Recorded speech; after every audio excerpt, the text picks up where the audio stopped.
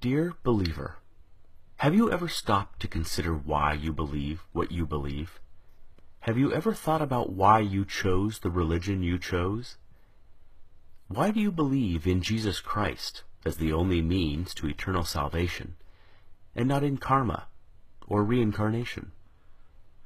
Why do you believe that Allah is the one true God and Muhammad is his prophet, and not in the Four Noble Truths of the Buddha? Why do you hold to the Torah as the only revealed word of God, and not the Bhagavad Gita? Dear believer, do you ever wonder why your heaven resembles a utopian earth, and is composed of the same base elements found right here on this planet? Do you ever wonder why your deity governs within a power structure that resembles that of the specific time and place in which your holy text was written? Do you ever wonder why your God looks just like you, or the animals with whom you share the planet? Dear believer, is the faith you practice the dominant one within your culture? Do you not find it at least a little suspicious that the overwhelming majority of all religious believers adopt the religion of the society into which they were born, yet remain convinced they've lucked out or been divinely admitted into the one true faith? Does it not make you at least somewhat apprehensive that almost every person of faith chooses belief not because of its virtues, supporting evidence, moral codes, or expression of worship, but rather because it was what they were born into? Why, out of the abundance of faith choices available, does almost every believer on the planet choose the faith that's within arm's reach? Are you a Christian because you were born in America or Europe? A Muslim because you were born in Saudi Arabia or Indonesia? A Buddhist because you were born in Japan or China? A Hindu because you were born in India? Can it be that faith is, in almost every case, just an accident of geography? Do you sincerely believe that had you been born in another country, you'd undoubtedly still be practicing the same faith you now embrace? Dear believer, is the faith you practice that of your parents and their parents before them? Is it the first to which you were exposed? Did you know that nearly all religious devotees end up believing what they were taught to believe by their parents?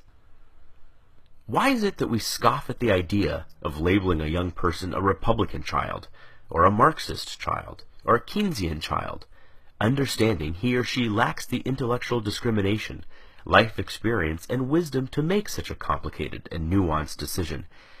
But we do not raise so much as an eyebrow when a youngster is referred to as a Christian child, surely a choice no less complex. Could it be that there's no such thing as a Muslim child, just a child of Muslim parents? Dear believer, you are supremely confident in your faith. You know it is the right one, and all others are wrong. You are literally willing to bet your eternal soul on that very fact.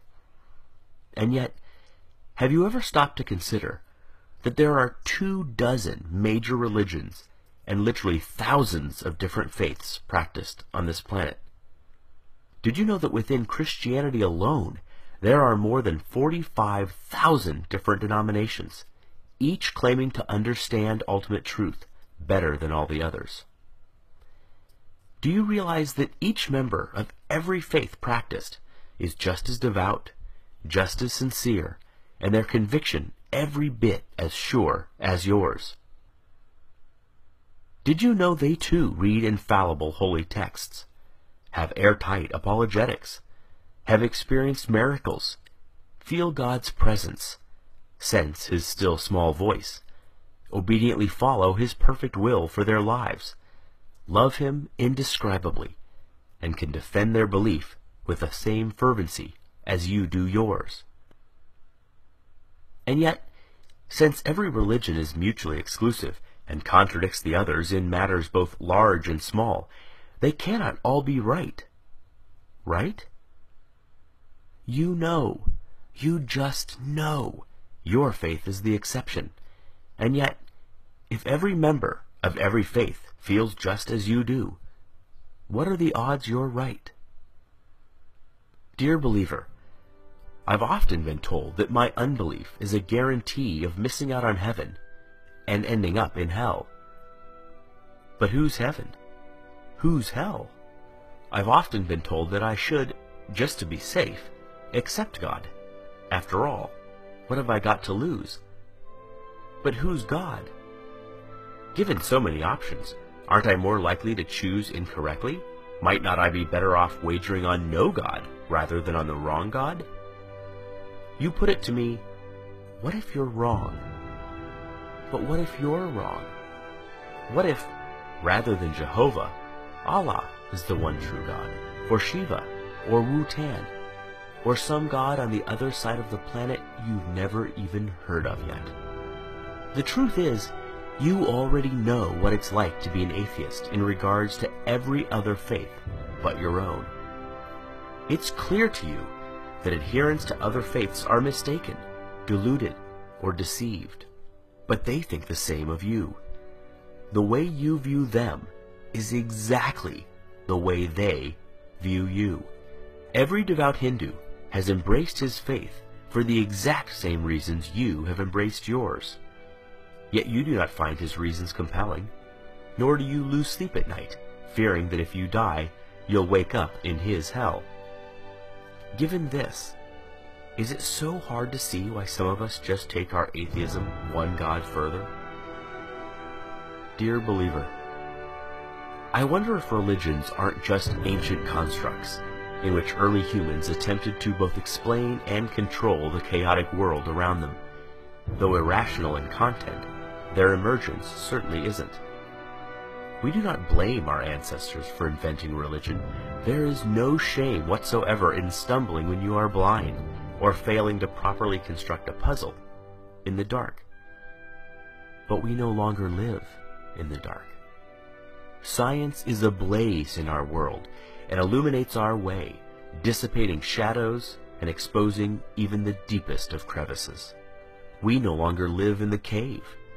We have crossed the valley, scaled the mountains, and have begun to make out the magnificent vista on the other side.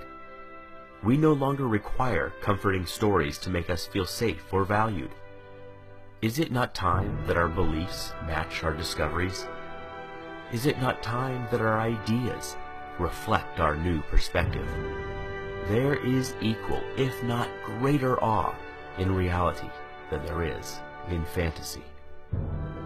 Perhaps it is time to stop telling ourselves that we are the reason the universe was made, that our culture is somehow better than other cultures, that our tribe was chosen over all other tribes. It is time to learn how the universe really is, even if that deflates our conceits, wounds our pride, humbles our point of view, and forces us to admit that we do not have all the answers. Believer, if you honestly value the truth above all things as you claim, as I truly know you do, you must confront these fundamental questions. Far better, Carl Sagan said, to embrace a hard truth than a reassuring fable.